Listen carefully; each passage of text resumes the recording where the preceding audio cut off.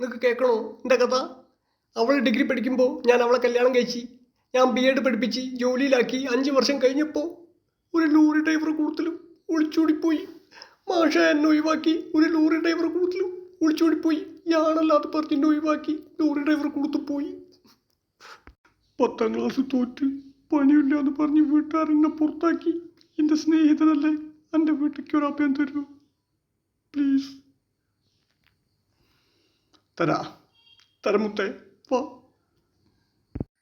എൻ്റെ അനിയനൊരു പെണ്ണ് വേണം. ഒരൊറ്റ കണ്ടീഷനേ ഉള്ളൂ. ഓൻ്റെ പേര് സമീർ എന്ന് പേരുള്ളവളെ വേണം. നിങ്ങൾക്കുണ്ടോ? ആ, സമീർ എൻ്റെ അടുത്തുണ്ട്. സന്തോഷിന് സന്തോഷമില്ലടോ, സാധിക്കിന് സാധിക്കൂലടോ, ശക്തന് ശക്തിയില്ലടോ.